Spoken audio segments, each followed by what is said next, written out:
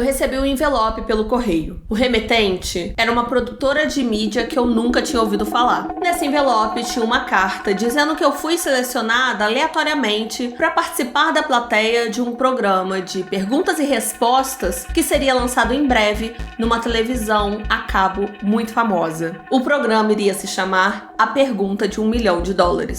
Oi, eu sou a Cibele e sejam bem-vindos à Terra do Medo. Fala oi, Vitor! Oi, pessoal! Oi, gente! Mais uma creepypasta se iniciando aqui neste canal. Essa creepypasta, eu acredito que ela não é tão conhecida. Eu, pelo menos, não conhecia antes. Conheci ela porque a gente tá procurando várias creepypastas. Aí a gente tá pegando umas que eu já conhecia, outras que eu não conhecia. Essa tá ali no ramo de eu não conheço. Mas eu achei ela bem interessante, eu espero que vocês gostem também. Vamos então pra história de hoje? Mas antes, você parou na Blitz dos comentários. Meu Deus, essa Blitz aí, gente. A Cibele do nada inventa esse negócio de Blitz. Agora todo vídeo vai ter que ter Blitz do comentário. Vai ter. A qualquer momento. A qualquer momento. E agora é a hora. A hora é agora, porque também, né, vídeo de creepypasta, vou quebrar o clima da creepypasta com a Blitz. Pode ser que aconteça em outro vídeo, mas nesse não. Já para agora, deixe seu comentário e depois você comenta de novo o que você achou da creepypasta. Agora é sério, gente. Vamos pra história de hoje.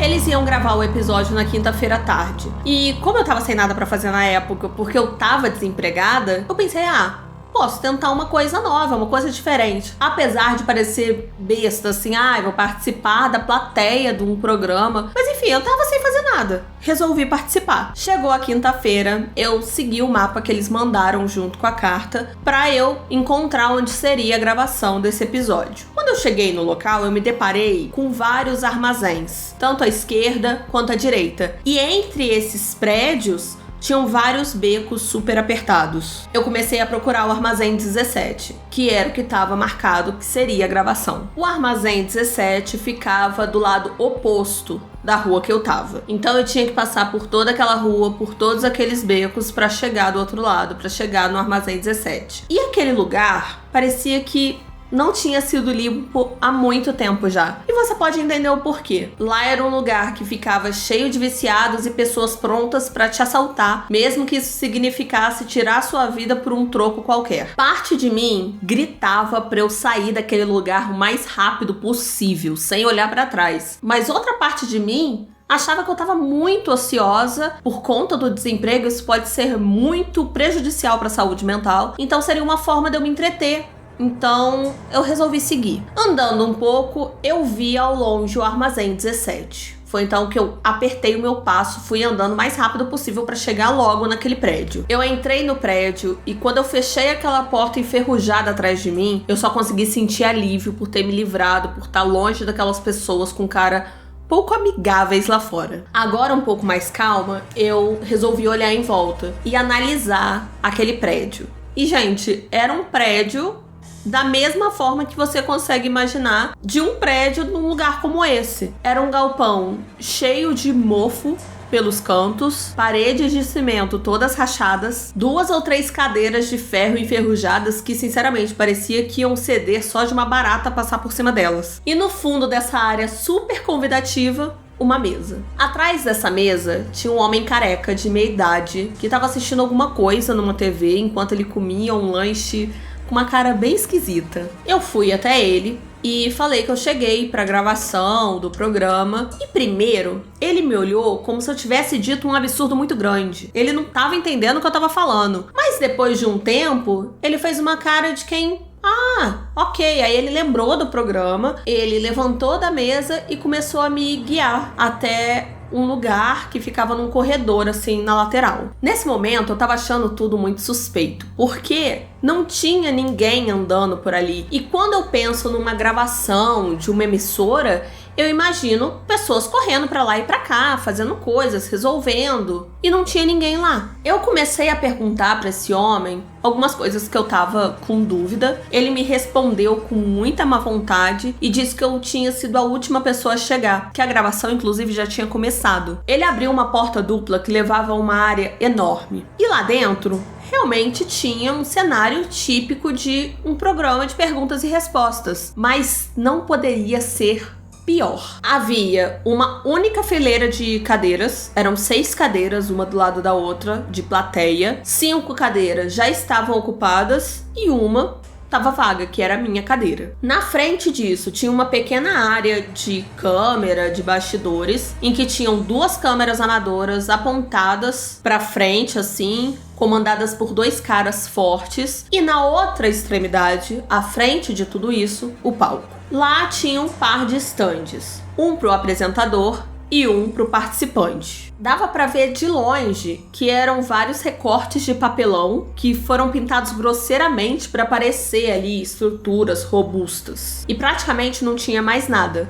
Eram praticamente só esses recortes. Dos 2 lados tinha algumas cortinas pretas que aparentemente levavam aos bastidores. E, gente, quando eu vi tudo isso, foi onde eu realmente comecei a me perguntar sobre a legitimidade daquilo tudo. O cara careca disse pra eu sentar na única cadeira vaga e, sinceramente, eu já tava tão assustada com todo o ambiente lá fora quanto toda essa recepção aqui dentro que eu simplesmente abaixei minha orelha e obedeci. Eu perguntei pra garota que tava sentada do meu lado se ela sabia alguma coisa desse programa e coisas desse tipo. Ela disse que ali naquele momento eles estavam dando uma pausa porque parece que eles já tinham gravado metade do episódio e tava no intervalo. Você via essa menina e você percebia que ela era um doce de pessoa, aquele tipo de pessoa que é um amorzinho mesmo. Ela tava escolhendo as melhores palavras, o melhor jeito de tentar me explicar ali, que a primeira parte daquele programa foi completamente patética, que foi chato, insuportável e que nada daquilo parecia ser real. A gente ficou ali conversando um pouco, a gente até soltou umas brincadeirinhas assim, que devia ser um tipo de programa de pegadinha, que tinha câmera escondida, que estavam pregando uma peça na gente, até que o apresentador interrompeu, entrando por uma dessas cortinas que eu tinha mencionado. Ele era um cara alto, ele tava vestindo uma camiseta e uma calça jeans. Isso por si só eu já achei muito esquisito, porque geralmente apresentadores desse tipo de programa estão muito mais bem arrumados, têm umas roupas mais bonitinhas, às vezes até de terno. Mas o que mais me chamou a atenção era o jeito que ele chegou. Ele parecia muito irritado com a equipe, ele tava olhando com um olhar ameaçador, como se a equipe tivesse feito alguma coisa muito errada. E o pessoal da equipe tava falando com ele, gesticulando, só que não dava pra entender o que eles estavam falando. Depois de alguns minutos, o apresentador recuperou sua compostura, mas o rosto dele continuava muito irritado. Não tinha nenhum participante no jogo.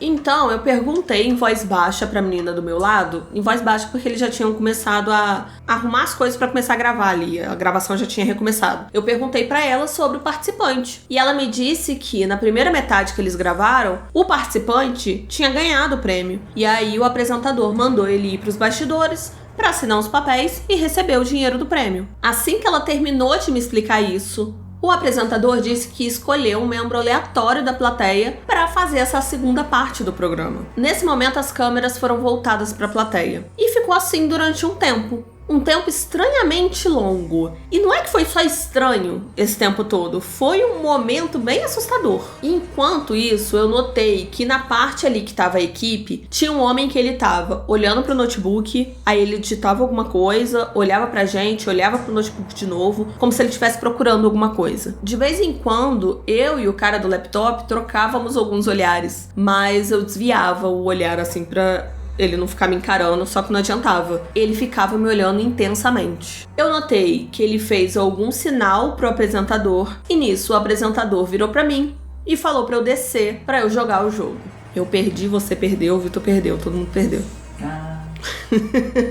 Claro que naquelas circunstâncias eu dei uma hesitada, eu não levantei logo de primeira pra ir super animada pra participar. Só que nesse meio tempo, O cara careca que tinha me levado até aquela sala, ele tava atrás de mim. E ele me deu um tapa no ombro, que era pra ser um tapa de, bora lá, mas foi muito mais forte do que um tapa normal pra chamar a atenção de alguém. Nisso, eu desci, apertei a mão do apresentador, que sussurrou no meu ouvido, sorria para as câmeras, enquanto a trilha sonora tava alto e o som de palmas falsas rolava no fundo. Foi então que ele começou a me fazer algumas perguntas que sempre fazem nesse tipo de programa. Qual o meu nome, profissão, meus hobbies. Depois disso, ele começou a me explicar como era o formato do jogo. Era um jogo de perguntas e respostas normal, em que, conforme eu ia respondendo as perguntas, eu ia acumulando dinheiro pro prêmio final, e se eu errasse alguma resposta, eu perdia tudo. E ele disse que esse jogo só tinha 5 perguntas, porque era um jogo mais dinâmico e a intenção era que todo mundo da plateia participasse também. Eu tava meio nervosa, então eu balancei a cabeça e concordei com tudo que ele disse. Ele então anunciou que o jogo iria começar.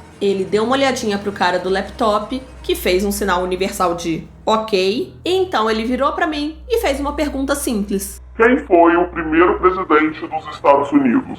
Claro que qualquer um poderia adivinhar essa resposta, eu respondi, e num tom muito sarcástico, o apresentador comemorou o meu acerto. Ele rapidamente então pulou para a segunda pergunta. Qual é a capital da Inglaterra? Outra pergunta muito fácil que eu acertei. Outra rodada de falsas palmas começou a tocar. Antes de ir para a terceira pergunta, ele começou a puxar papo, como os apresentadores fazem mesmo, para prolongar o tempo do programa, sabe? Umas perguntas mais triviais. Só que as perguntas nesse momento começaram a ficar muito estranhas. Ele me perguntou se eu tinha muitos amigos próximos, se eu tinha um namorado, um noivo, algum parceiro ou parceira, se eu era próxima da minha família. Até que em um determinado momento ele perguntou: se de repente você saísse para viajar num cruzeiro, você acha que muitas pessoas sentiriam a sua falta? A verdade é que, desde que eu perdi o meu emprego, eu tenho sido muito solitária. Porque eu me sentia meio mal de saber que os meus amigos estavam ali com seus trabalhos, seus empregos, e eu vivendo de seguro social. Eu dei umas respostas vagas e ele deu um sorrisinho sarcástico. Era como se ele soubesse a resposta real, mesmo se eu decidisse mentir. Pouco antes do apresentador começar a terceira pergunta, o cara do laptop começou a fazer um sinal assim, de cortando o pescoço, como você sinaliza pra alguém parar, cortar o que tá fazendo. Obedecendo o cara do laptop, o apresentador virou pra uma das câmeras e disse: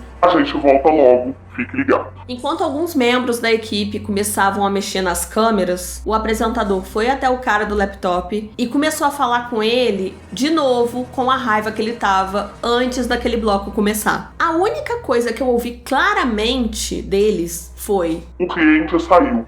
Guarde ela para mais tarde. O apresentador, agora voltando para mim, disse para eu ir para os bastidores e esperar enquanto eles resolviam alguns problemas técnicos. Eu tava morta de medo, porque eu ouvi essa frase esquisita e porque eu não fazia ideia do que ela significava, então eu comecei a lutar para as minhas pernas me mexerem até o lugar dos bastidores. Só que nisso, enquanto eu tava ali lutando com as minhas pernas, uma pessoa da equipe me pegou pelo braço e começou a me puxar na direção dos bastidores. Eu queria muito gritar, mas eu não consegui. Depois de passar pelas cortinas, a única coisa que eu senti foi um pano na minha cara, cobrindo todo o meu rosto e um cheiro muito forte mesmo, que parece ter inundado toda a minha cabeça. Eu não sei quanto tempo eu fiquei desmaiada. Eu só sei que eu acordei com a voz de um policial na minha frente e outro atrás de mim, desatando o nó das minhas mãos. Depois que a névoa se dissipou, eu olhei em volta e eu vi muitos policiais e muitos paramédicos. Os policiais que estavam comigo começaram a me carregar, um deles me botou no ombro dele porque eu não tava conseguindo andar direito. Eu ainda tava muito zonza, tava meio perdida, e eles me levaram pra fora do armazém, em direção ao corredor que eu tinha entrado. Passando pela porta que levava ao palco, eu olhei em direção a ele. Foi então que eu vi todo o sangue que tava espalhado pelo palco. Sangue, corpos espalhados tanto dentro quanto fora de sacos cadavéricos e ferramentas enferrujadas espalhadas por todo lugar. O laptop e as câmeras ainda estavam lá, como se ninguém tivesse mexido neles. Um dos policiais notou que eu estava olhando para aquela cena e fez eu desviar o olhar. Eu olhei para os meus pés quase vomitando. O outro policial então virou para mim e disse: "Você teve muita sorte, garota. Aquelas pessoas foram mortas e torturadas. Eu fui a única sobrevivente de um filme snuff que estava sendo transmitido ao vivo."